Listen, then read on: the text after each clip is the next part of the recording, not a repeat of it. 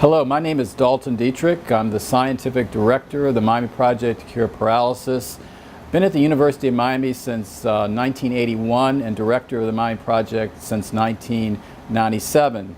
Today I wanted to tell you a little bit about the work we're doing in our laboratory targeting neurotrauma, both brain and spinal cord injury. My laboratory for many years has been working on understanding injury events that occur after spinal cord injury and brain injury to help direct our therapeutic interventions to inhibit these injury cascades to improve outcome. So our scientists are working on cellular molecular mechanisms of cell death and dysfunction with the long-term goal of producing new protocols and drugs that can actually be used to treat patients in the acute injury setting. So a major component of the research lab has to do with neuroprotection.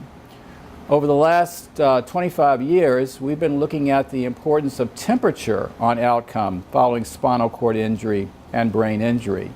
Our laboratories were some of the first to discover that reducing brain or spinal cord temperature a couple degrees only would provide very robust protection in terms of improving long-term outcome in our animal models of spinal cord injury.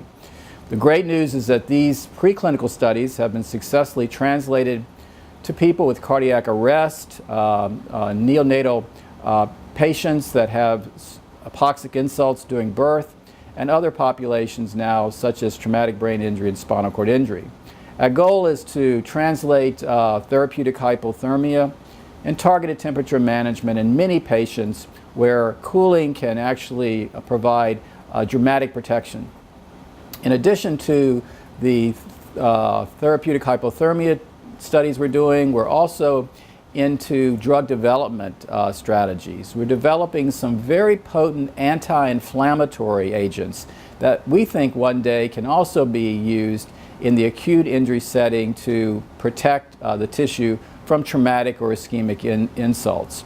Inflammation is activated after spinal cord injury, and so new drugs that can target this innate immune response to injury may be extremely important in a variety of clinical conditions, including acute inflammation that occurs after brain or spinal cord injury, or even chronic inflammation that occurs in age-related neurodegenerative diseases. So this is another exciting component of our laboratory. In parallel with these neuroprotective studies, we're also looking at ways in which we can repair the nervous system after injury.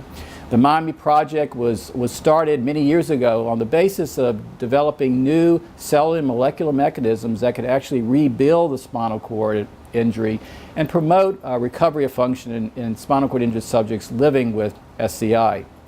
Today we're doing in the laboratory, again, preclinical studies where we're injecting various types of cells, including stem cells, in these clinically relevant animal models of spinal cord injury and brain injury. And we're seeing that we can actually produce new circuit formation and recovery of function. What's exciting about the cell therapy work is that in the Miami Project, we've now moved some of our cell therapies, as you know, into people. We have 5 to 6 FDA-approved clinical trials now using different cell-based therapeutic interventions in people with acute and now chronic spinal cord injury. So these cellular transplantation strategies to protect and rebuild the circuitry of the injured spinal cord in the brain after injury is something that we're currently doing and very, very excited about. In addition to cell therapies, we're also developing some new molecules that actually promote new neuron growth in the brain and spinal cord after injury. Pro-neurogenic compounds that have been developed are being tested by our scientists in the laboratory and showing that we can improve function primarily after traumatic brain injury in terms of cognition. We think that these types of therapeutic interventions in the future can be translated possibly to spinal cord injury and again maybe age-related neurodegenerative diseases such as Parkinson's disease and Alzheimer's disease. So as you can see from this short summary, we have many exciting strategies that are targeting different aspects of CNS injury and repair.